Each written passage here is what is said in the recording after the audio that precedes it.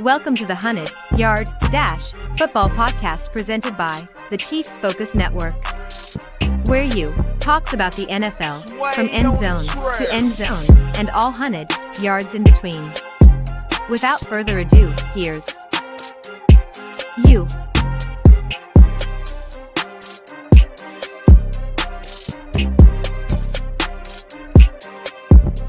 Yo, what it do? This is the 100-Yard Dash Football Podcast, where I'm talking about the NFL from end zone to end zone and all 100 yards in between. Who am I? My name is you. You! Detective you? Not you, you! Who? You! Who? Do you understand the words that are coming out from my mouth? Don't nobody understand the words that are coming out of your mouth, man. That's the letter, not the word. And I am your host. What it do? You can find this podcast at most places you're going to find your podcast. This season, Chiefs Focus is doing something new. I've been saying it since the beginning of the season, but you got to realize that they're putting all their podcasts on under one umbrella. So if you subscribe to Chiefs Focus, you will find the 100-Yard Dash podcast that way. You could also subscribe on YouTube, Twitch, so forth and so on. So when do I do this? I do this about once a week, normally Wednesdays. Sometimes I do it earlier, sometimes I do it later. If you set your notifications, you can know when I'm on.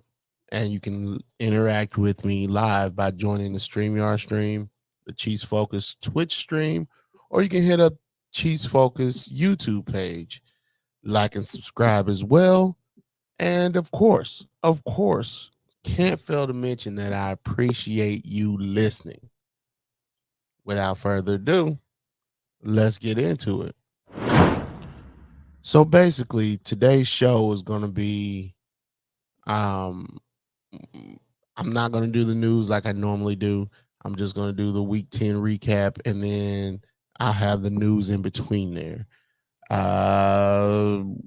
So that's basically it. So first off, let's talk about who's on the bye week this week. So Kansas City at 7-2, Los Angeles Rams at 3-6, Miami Dolphins at 6-3.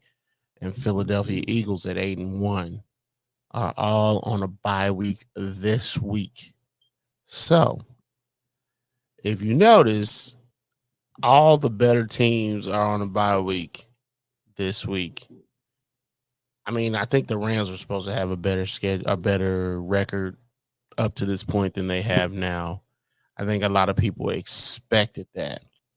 Don't know if I did, because I don't think the Rams are that great of a team this year. But, it is what it is.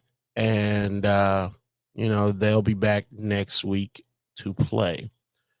So, this week, I haven't been really doing a player of the week, but I might start doing it. I think I'm going to start doing it. Josh Dobbs gets my player of the week. Dude didn't even know where the locker room was, and he couldn't even find his way to the locker room, but found a way to take these Vikings to the win. That's nuts to me. And while I don't know if he's the type of guy that can get you over the hump or that could take you to a playoff, or forget take you to the playoff. I think he could take you to the playoff. I don't know if you can win a Super Bowl with him. You might be able to. But just to see him succeed in just a singular win and not even know the facility like he should was, I don't want to say encouraging, but it was definitely something. It was definitely something. So Josh Dobbs gets my player of the week. Let's get into it. The Welcome to the Jungle game The Panthers lose to the Bears 16-13. Bears score 16, Panthers score 13. You know, this game, this is Thursday night football. This is the only singular game on, and it was tough to watch. So I didn't watch it. But I did look into it a few times, and the Bears defense looked really good, but they looked really good against a bad Frank Reich team. There's probably controversy over the QB in Chicago, which is interesting. And as for the Panthers, I feel like they got Frank Reich issues. I can't look at this team and not say they have Frank Reich issues. Obviously, I don't know if their GM is that great either because they chose the kid that they chose at quarterback over Anthony Richardson and the Colts quarterback whose name is escaping me. Anthony Richardson, I mean, not the Colts, the Texans quarterback. Anthony Richardson and TJ Stroud or CJ Stroud. Yeah, man, and it seems like the Panthers fans are mad about it, which they should be.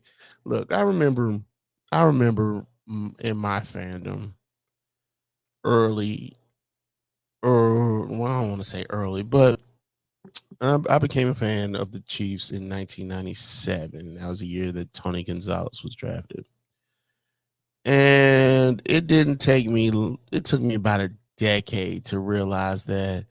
Man, you got to put these teams' feet to the fire. And yeah, as a singular person, yeah, I might not have made a difference, but in my mind, I did. I stopped buying Chiefs gear. I stopped doing all that until they delivered me something that something that was palatable. Sometimes that's all you need is something that is palatable. And the Carolina Panthers ain't giving the Panthers fans nothing palatable at all. And that it sounds like they plan to march on the team's facility to let them know their displeasure. So I hope that works for them, but we'll see what happens. Let's go to the snooze fest. Indianapolis Colts versus the New England Patriots. The Colts score 10. The Patriots score 6. The Indianapolis Colts win. Super boring game. The Patriots don't know who to throw the ball to. Mac Jones is on edge. And he has everybody else on edge in New England. He's got Belichick mad at him. He's got Bill O'Brien mad at him. I mean, he's been benched more than once this season. And then they put Zappy in, and he's bad. He throws an interception. It's just a bad team. And while I always thought Belichick was a good coach or even a great coach, no, I thought he was a great coach. I don't know if I thought it'd be this bad when Tom Brady left.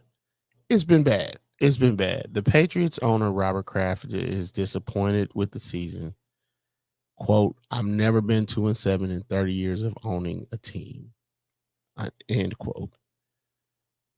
Dude looks legit depressed. He looks legitimately depressed in that press box. It's bad up in New England. But again, I always think about this in this form. What happens when it all ends? How does that respond? Like when it was over for Drew Brees, I knew Sean Payton wasn't developing another quarterback again. I called bluff on him trying to draft and develop Patrick Mahomes. I think that's BS. I don't think it's true, but he can say whatever he wants. Between like the Saints, I just never thought that was going to happen. I'm interested to see what's going to happen with the Vikings now that Kirk Cousins is gone. I mean, I'm sure they'll draft a quarterback, but I wonder how easy or if they will continue their winning ways. They got Justin Jefferson, but sometimes you need more than just a quarterback. And sound like he wants to go wherever Cousins goes. It's always interesting to see a good quarterback leave a team and how they fare afterwards. It's always very interesting, and I don't know how this is going to end with the Patriots. According to the draft situation now, I think that they have like the number 1 or 2 pick. So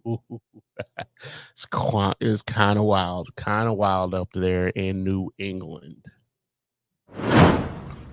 The battle for division supremacy. The Cleveland Browns beat the Baltimore Ravens in their house 33-31. The Browns are 6-3. The Ravens are 7-3. So the Ravens were in control of this game until they weren't. For the Browns, I would say this is the type of game that you pay Deshaun Watson $230 million fully guaranteed for. This is one of those games. Of course, you need more returns than just one game in the division. I don't come at me for that. I understand that more than anybody understands it. But you starting to see it. This was more vintage Deshaun Watson, but he's out again. For the Ravens, they're not doing themselves any favors. You never do yourself any favors when you win early and you lose late. You would rather the picture the picture paint itself a little bit more before you start losing games, or lose them early and then try to come back. It's better that way. I've always felt that.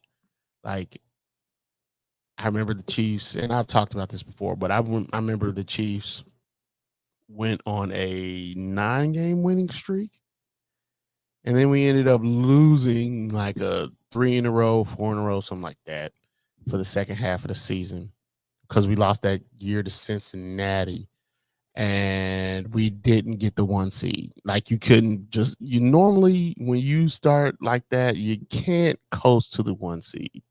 You still have to fight. And it's always a dogfight because everybody's trying to beat you. So we'll talk about that later, because I think you're really going to feel like the 49ers feel that way. But we'll talk about that later. So they're not doing themselves any favors by losing this game. They got one more loss in a tight AFC battle, and even closer, one more loss in a tight AFC North division. The Browns and the Steelers are literally 1 game away from that number 1 spot. And the Bengals are lurking too. That is a tough division in the AFC North. So the Baltimore Ravens did themselves no favors. But, we'll see how they bounce back from this. Again, the Cleveland Browns take care of the Baltimore Ravens for division supremacy. It's going to be a fight to the end. Still talking about a little bit of the AFC North. The good, the bad, the Steelers. So Green Bay loses to the Steelers. Green Bay's 3-6. The Steelers are 6-3. And a little bit of news for the Packers. Quan Alexander tore his Achilles. And then a little news for the Steelers. They pulled Pickens from the starting lineup. First, let's go to the Packers. Love wasn't that. I almost called him Jamarcus Love. Jordan Love was not that bad in this game. The ugly was throwing that untimely INT with less than 5 minutes to go. You can't do that. Y'all were marching down the field and he just throws a strike to the Steelers, and they take advantage of it. Now, for the Steelers look closer to the team that I expected they would be. They ran the ball well. They played even better defense. However, this Steelers team does not feel like a powerful team. I can't pinpoint exactly why it doesn't feel like a powerful team, but it really doesn't. I guess I don't have a lot of confidence in Matt Canada as the play caller, but maybe their defense needs to be a little stronger for me to believe in them. I don't know, but I just don't feel as though they're a powerful team. They feel like a fake 6-3. They feel like they should have lost at least 2 more games. So they would be what, 4-5, something like that. Yeah, 4-5. I don't know, man. It just doesn't feel real to me for the Steelers. And to be fair, if we look in the past, they didn't feel real that year they went against the Chiefs. I want to say 3 years ago, 2019. I don't know. They didn't feel real a lot of these years. And so we'll see what happens. But yeah. The Texans survive cat scratch fever. Texans score 30 to go 5-4. The Bengals score 27 and go 5-4. The Texans are probably the scariest team in the AFC. And that's in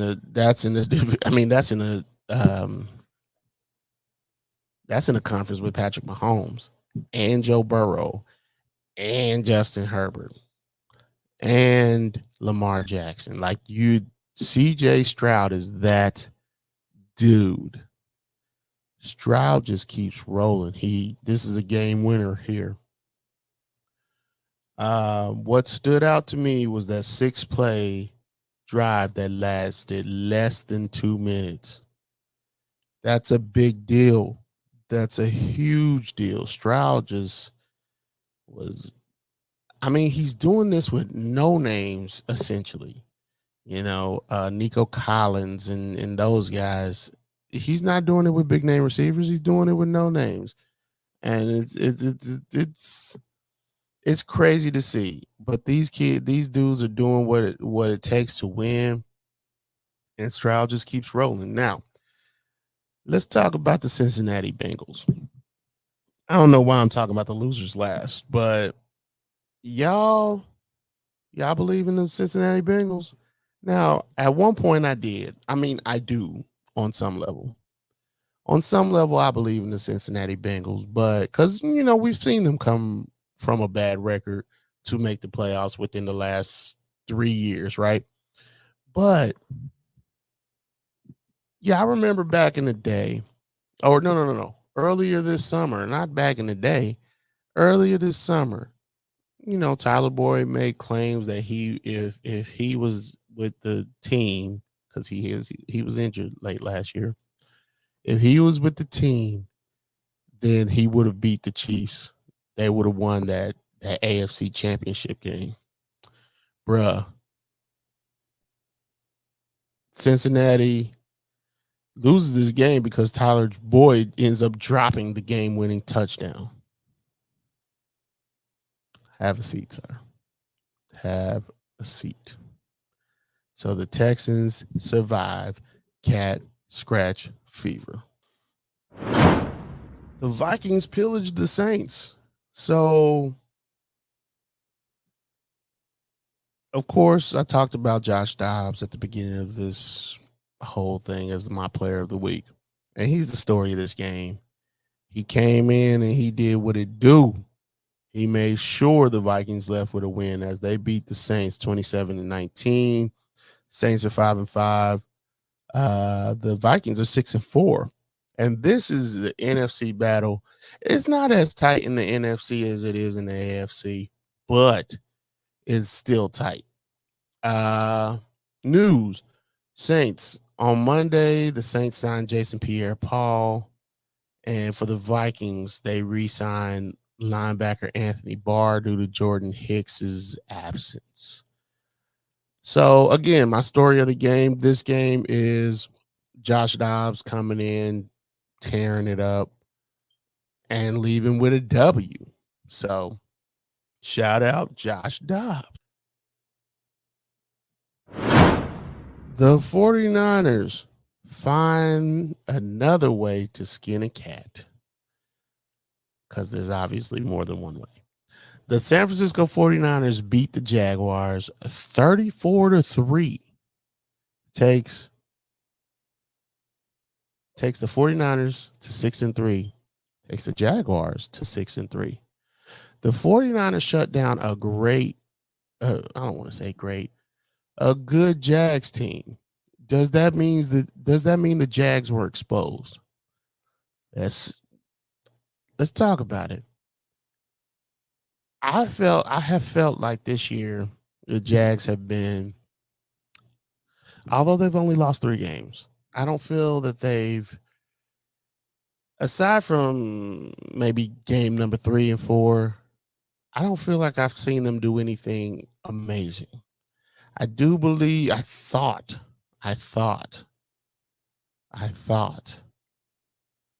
Trevor Lawrence had taken a step, even if it's a half a step. I thought he had moved forward in his development. But my dog, Steve Wilks, deserves so much credit for this game because he is the defensive coordinator for the 49ers. I have been rooting for Steve Wilks since he got screwed over by the Cardinals. I actually was hoping that he would stay at Mizzou because that's my team. I was hoping he'd stay at Mizzou and coach there for a little bit. But ever since the Cardinals, he's been bouncing around place to place. He's with the Panthers as their interim coach before they hired Matt Rule.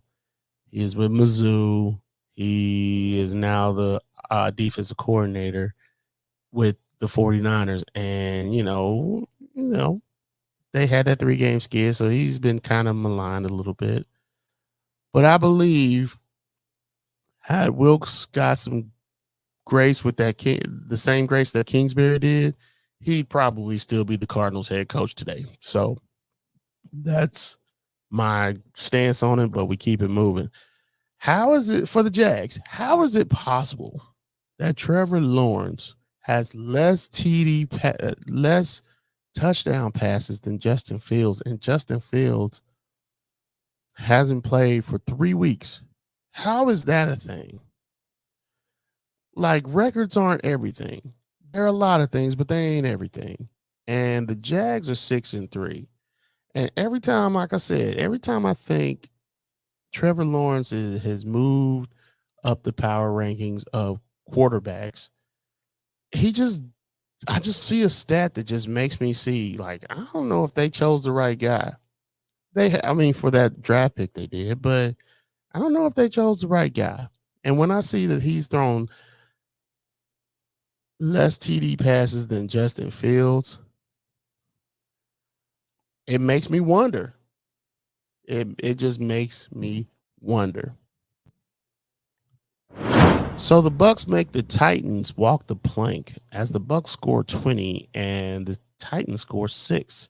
It takes the Bucs to 4-5. It takes the Titans to 3-6. With this, the Titans aren't a good team. I don't know what to think about the Titans. I don't know what to think about the Bucs, if we're gonna be honest about it. These two teams, I don't know what to think about them. I don't know, like for the Titans, let's start there. I don't know if the Titans should fire Mike Vrabel or not, because they wouldn't even trade Derrick Henry. And you've seen the best of Derrick Henry. We've seen the best of Derrick Henry. You're not going to get a renaissance of Derrick Henry. It ain't happening. We've seen the best of Derrick Henry, yet they refuse to trade him amid trade offers. Even a couple of 3rd-round picks would have been great, but they chose to keep it moving with him and probably ride out his contract. We'll see. I just obviously Will Levis is the guy, but they kept held on to Tannehill for too long, in my opinion. So I just don't know what to think about the Titans. And with the Patriots, I do think the divorce is coming. And I think the Titans would be a decent place for Bill Belichick to land if they got rid of Vrabel. But I don't think it's time to get rid of Vrabel quite yet. But if I like the prospect of if I think Bill Belichick has something left, which I don't, I would definitely be the team to fire my coach to get rid of him. And I think the Tennessee Titans would be in that mix. But let's go to the Tampa Bay Buccaneers. They're 4-5. They got a decent defense. They had a decent defense. I don't know what to think about the Bucs. I really don't. Let's just leave it at they beat up on bad teams. When they meet good teams, they shrink, and then they rise to the occasion with the bad teams. I guess that's the best way I can explain it.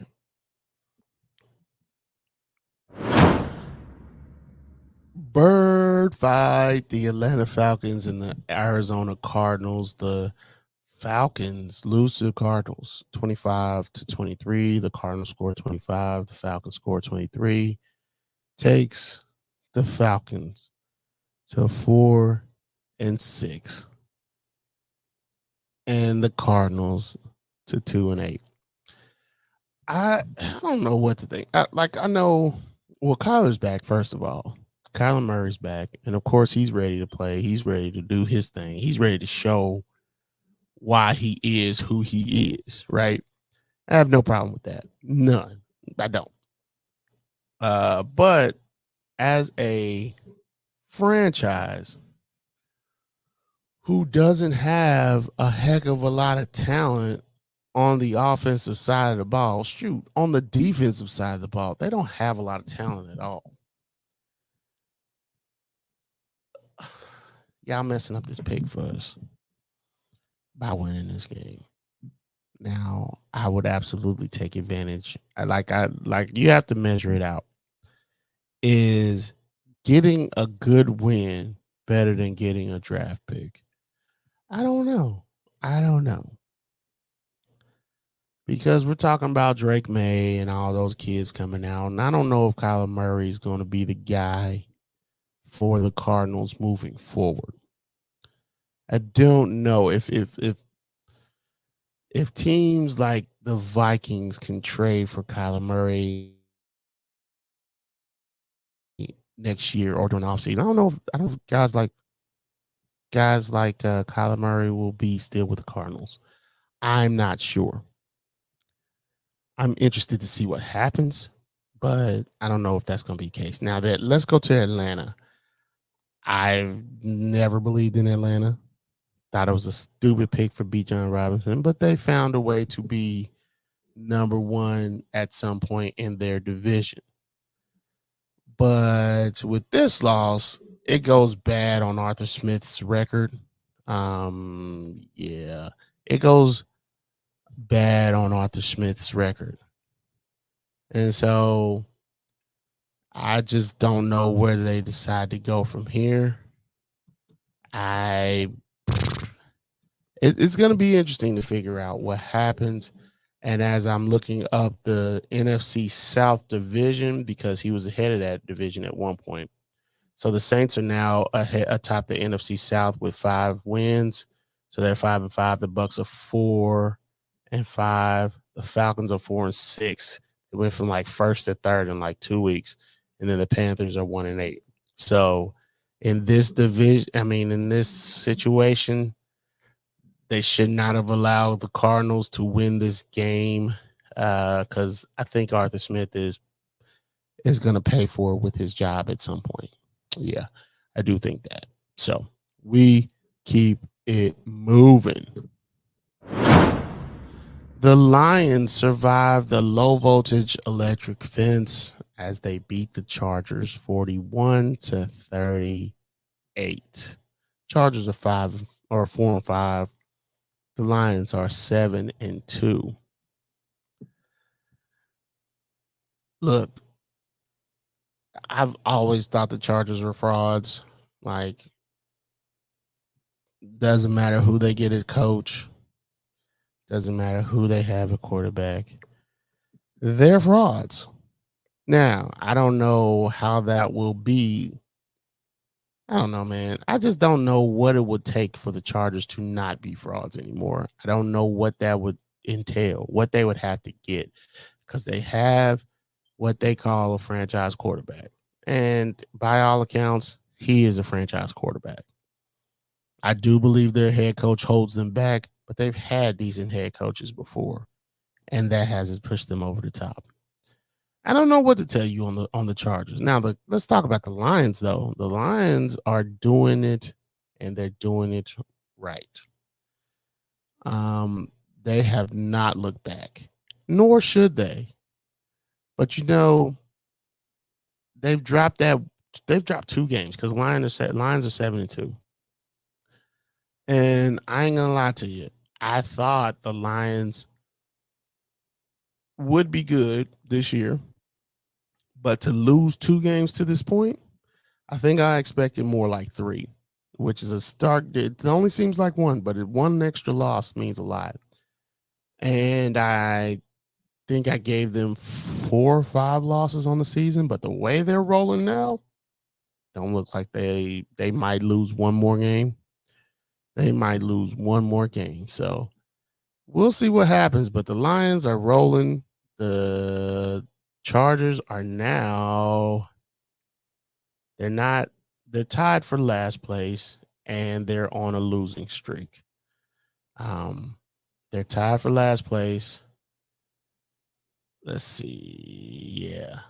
They're tied for last place, and they're on a losing streak, and they're the only ones. The Chargers are the only team in their division that has a 1-loss losing streak. Because the Broncos, they're tied with the Broncos, and the Broncos are on a 3-game winning streak. So it's going to be interesting to see how the second place of the AFC West unfolds. So we keep it moving. The Giants ain't so big when they're in a standoff against these Cowboys, as the Giants score 17 points and the Cowboys score 49 points. Takes the Giants to 2-8, takes the Cowboys to 6-3. If you didn't see this coming with the Giants, I don't know what you're looking at. I'm talking about I didn't just see this coming this year. I saw it coming last year. You should have seen this coming. Like that whole Daniel Jones, Brian Dable, fairy tale that they had last year. Come on, bro. That wasn't real. It was a good story for what it was. But the fact that when they paid Daniel Jones what they paid him to stay, and you're going to hear me ring this from the rooftops as many times as possible. And some people think Brian Dable will get fired this year. I do not. Because then that would be 8 coaches in 4 years, 8 coaches in 8 years. Hold on, 4 coaches in 8 years. So they would give them 2 years each.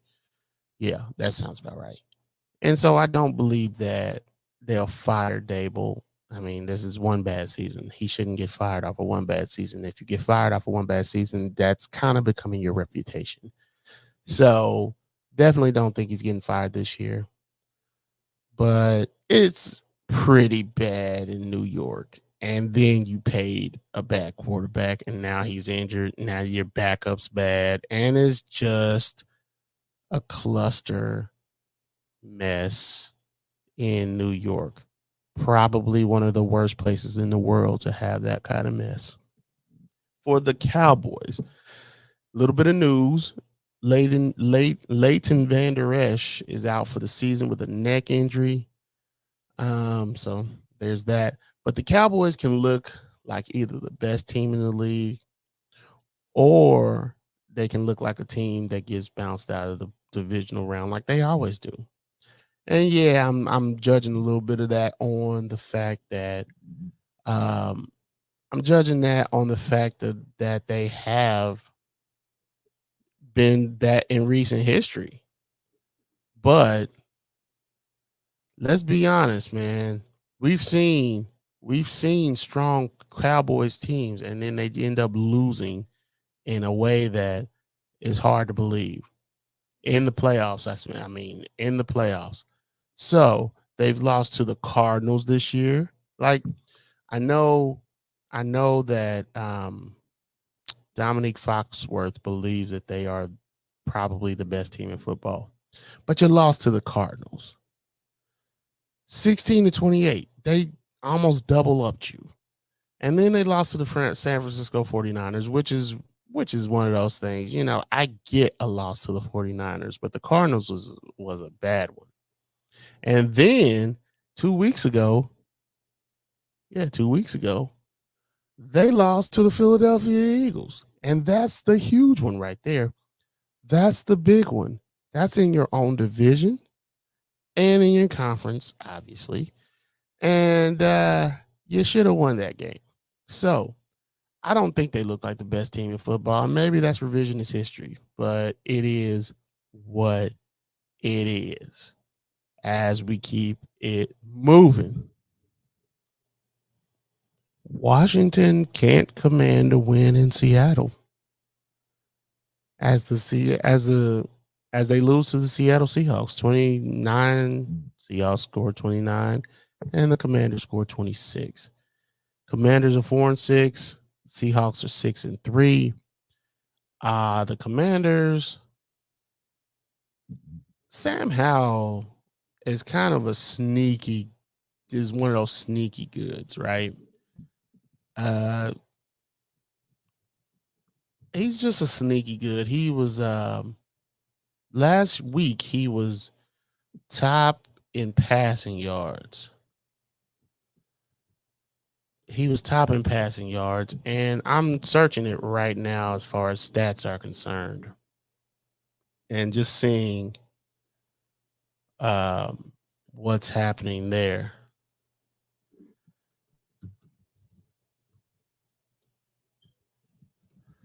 As far as passing yards are concerned, just humor me a little bit. Yeah, Sam Howell's still number one. Howell is still number one. So, you know, Sam Howell number one, CJ Stroud number two, Tua is number three, Josh Allen number four, Jared Goff is number five, Patrick Mahomes 6, Dak Prescott 7, Justin Herbert 8, Jalen Hurts 9, and Kirk Cousins is 10. Sam Howell has 2,783 yards passing.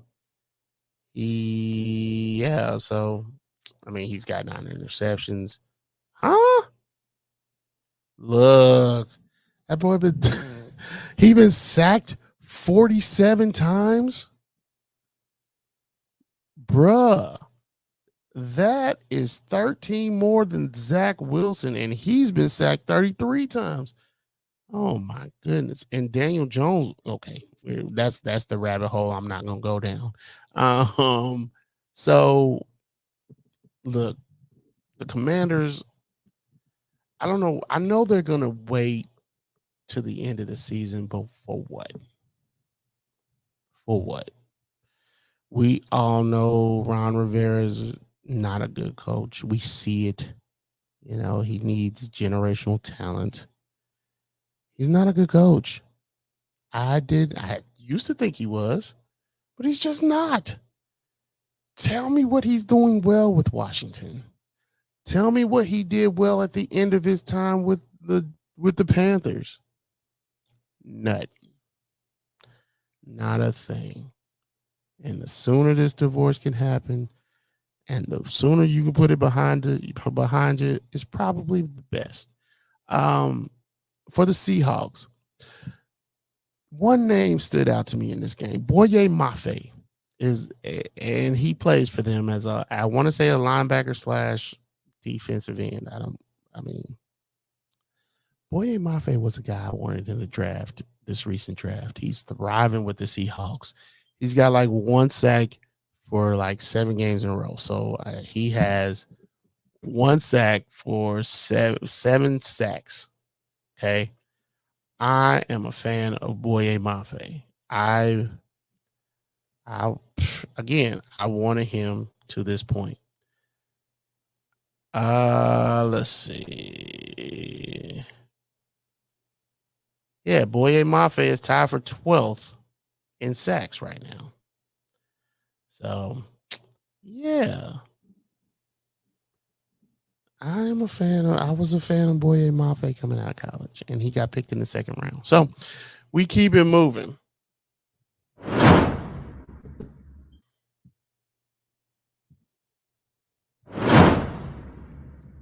Jets. But look at the Raiders. They are the captains now. The Jets make me sick, man.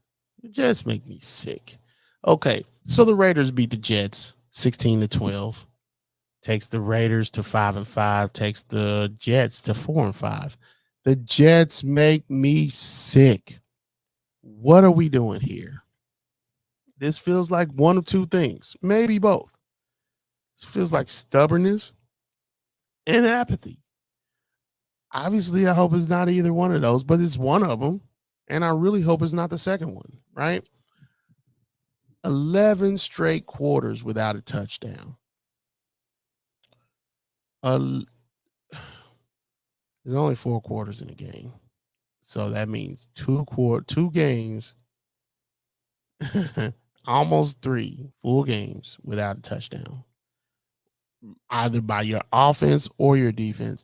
At some point, as a head coach, you lose the locker room off of this kind of stuff. And I feel like he's about to lose the locker room, and let's give it 2 more games. When you have your sights set so high, and they thought Super Bowl or bust here. Then they lose Aaron Rodgers, but you still had a top 10 defense, allegedly. You still had a top 10 defense, and you throw Zach Wilson in there, who, by the by, has a lot of sacks himself. He's been sacked like 30-something times, 33 times. And, yeah, he's been sacked 33 times. And he has like 6 interceptions. So you get all those working against you, and you're still rolling with Zach Wilson. I was shocked that they kept him on the roster. I don't understand why you would keep him on the roster. I know 1 year of a throwaway is not a big deal, but to think that he was going to be your backup was a bad idea. Let's keep it moving. The Raiders, little news. The Raiders claims cornerback Jack Jones off of waivers from the Patriots. Yeah. Let's talk about this. Do the owners not talk with one another about their experience with former head coaches? Because the more I hear about Josh McDaniels' dysfunction, the more that makes me wonder that. And I'm not sure if Antonio Pierce is the correct coach, but I know Mark Davis regrets not hiring Rich Bisaccia. And I just don't understand why you wouldn't hire the guy that got you to the playoffs. You haven't been to the playoffs in so long, but yet you go hire a name who was in your own division, who drafted Tim Tebow. You know what? The fact that Mark Davis had Rich Bisaccia in the room, and I ain't saying that Rich Bisaccia was going to lead them to a Super Bowl. Well, I'm not saying that. What I am saying is he's better than Josh McDaniels. And I don't know if I said their records or not. The Jets are 4-5. The Raiders are 5-5. But Antonio Pierce is doing what a coach should do when they're standing in for another position. Win until you're not the coach anymore. Just keep winning, as is a mantra of the Raiders from Al Davis. Just win, baby. Just win.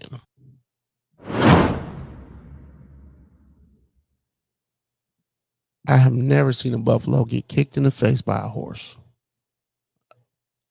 until Monday night. So the Buffalo Bills lose to the Denver Broncos. Broncos are 4-5. The Bills are 5-5. Broncos score 24. Bills score 22. Broncos on a 3-game winning streak, starting with the Chiefs. Chiefs, they lose. They win one against the Chiefs. Then they win one against the Bills. Look, if you're going to springboard yourself, this is the way to do it. Russell Wilson throwing for less than 200 yards in each game, but still, he's making better decisions. He's being more decisive. He looks like he understands the playbook. The Broncos look like they're on the come up. Also, they look like they have a top 10 defense. Looks like they might have been right about not letting go of their pieces, because Cortland Sutton came in huge with the touchdown that he had, and trading off Patrick Surtain II. That would have been a bad idea because he's been balling. Look, the Broncos look like they have made the right decisions. We'll see how that keeps working out for them. They are currently tied for last place in the AFC West. Don't think they'll make the playoffs. And I do think they're messing up their draft stock a little bit, because maybe they could have got something. I'm not saying they should lose out, but I kind of am saying that. But let's go to the Bills. The Bills are in dire straits, man. Here's, all crap rolls downhill. We've heard that statement before. The Bills have to fire Ken Dorsey. The Bills fired Ken Dorsey and they named Joe Brady the offensive coordinator. And that ain't nothing but a scapegoat. Firing Ken Dorsey he's just a scapegoat. That's it.